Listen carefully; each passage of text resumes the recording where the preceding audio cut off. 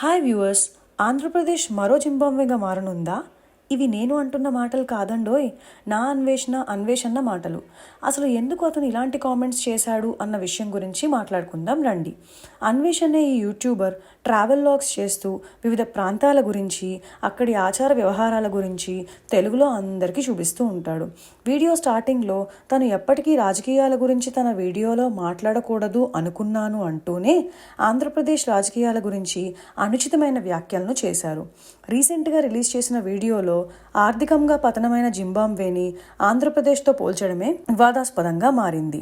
ఉచితాలు అనుచితాలు అనే అన్వేష్ వ్యాఖ్యలపైన ఎలాంటి అభ్యంతరాలు లేకపోయినా జింబాబ్వేని ఆంధ్రప్రదేశ్తో పోల్చడమే చర్చనీయాంశంగా మారింది. ఎందుకు అంటే ఆ రెండు ప్రాంతాల జనాభా కానీ రాజకీయ విధానాలు కానీ వేరువేరుగా ఉంటాయి. అలాంటప్పుడు రెండు ప్రదేశాలని పోల్చడం సరైనది కాదు అనేది జనాల యొక్క అభిప్రాయం. ఏది ఏమైనా అపరిమితమైన ఉచితాలు ఇవ్వడం వల్లే ఏ దేశమైనా రాష్ట్రమైనా చిన్న భిన్నం అవుతాయి.